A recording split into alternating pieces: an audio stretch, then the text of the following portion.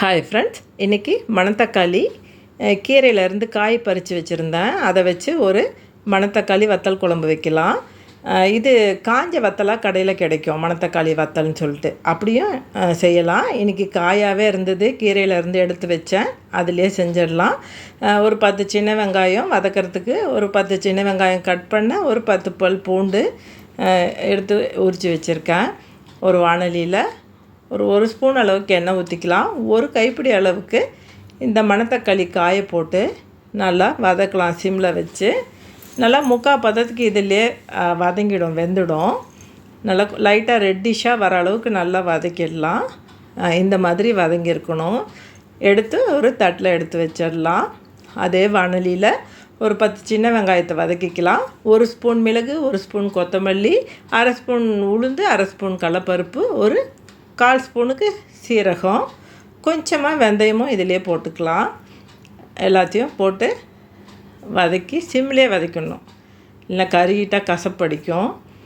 அதிலே ஒரு அரை கைப்பிடி அளவுக்கு தேங்காயும், ஒரு சின்ன நெல்லிக்காய் அளவுக்கு புளி. ரொம்ப புளி போட வேண்டாம், ஏன்னா ரொம்ப புளி போட்டால் சாப்பாட்டுக்கு மட்டும்தான் சாப்பிட முடியும். இது இட்லி, தோசை எல்லாத்துக்கும் நல்லாயிருக்கும்.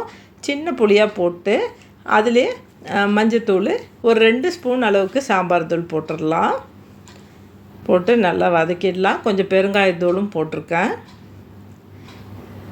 எல்லாம் வதக்கி ஒரு தட்டில் எடுத்து ஆற வச்சிடலாம்.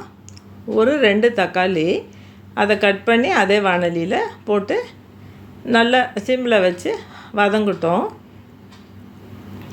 இது குழம்பு நல்லா ஒரு மாதிரி ரெட்டிஷாக நல்லா இருக்கும் பார்க்குறதுக்கு. அதனால் வதக்கி அதையும் அரைச்சிடலாம், அதையும் ஆற வச்சிடலாம்.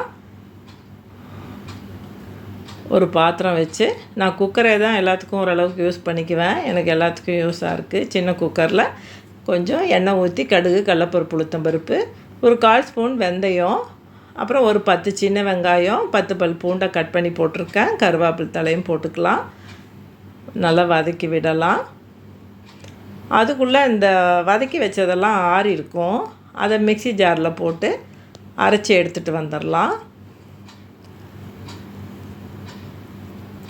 ரொம்ப டேஸ்ட்டாக இருக்கும். ஈரோடு, இந்த கோயம்புத்தூர் பக்கம்லாம் கல்யாண வீட்டில் வத்தல் குழம்புக்கு இது மணத்தக்காளி வத்தல் குழம்பு தான் வைப்பாங்க. சூப்பராக இருக்கும்.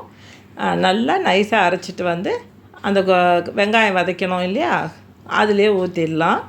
பாருங்கள், கலரே பார்க்க சூப்பராக இருக்குது. பாருங்கள், பொன்னிறமாக இருக்குது. ஒரு அரை ஸ்பூன் இது வெல்லம், இல்லைன்னா நாட்டு சக்கரை போட்டுக்கலாம். தேவையான அளவுக்கு உப்பு போட்டுக்கலாம். உங்களுக்கு எவ்வளோ தேவையோ, கம்மியோ ஜாஸ்தியோ அது மாதிரி போட்டுக்கோங்க. அந்த வதக்கி வச்ச மணத்தக்காளி வத்தலையும் இந்த குழம்புலையே போட்டுடலாம். முன்னாடியே போட்டால் கொஞ்சம் கசக்கும், பிடிக்கும்னா இன்னும் கூட முன்னாடி போட்டுக்கலாம். ஒரு நல்லெண்ணெய் ஒரு 2 ஸ்பூன் அளவுக்கு லாஸ்ட்டில் ஊற்றிக்கலாம்.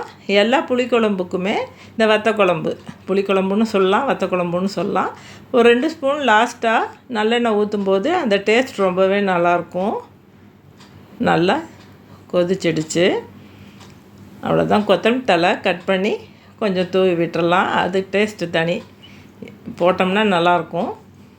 அவ்வளோதான், ரெடி ஆகிடுச்சு. பாருங்கள், இது இட்லி, தோசை, சாப்பாடு எல்லாத்துக்குமே நல்லாயிருக்கும். ஏன்னா நம்ம புளி கொஞ்சமாக போடுறோம் இல்லையா, நிறைய புளி போட்டால் சாப்பாட்டுக்கு மட்டும்தான் நல்லாயிருக்கும். ஒரு பவுலில் மாற்றி எடுத்துடலாம். நீங்களும் ஒரு தடவை செஞ்சு பாருங்கள், ரொம்பவே டேஸ்ட்டாக இருக்கும். உடம்புக்கு ரொம்ப நல்லது. அல்சர் பிரச்சனை இருக்கிறவங்க, வயிற்று புண்ணு இருக்கிறவங்க கண்டிப்பாக இதை சாப்பிடணும். செஞ்சு பாருங்கள்.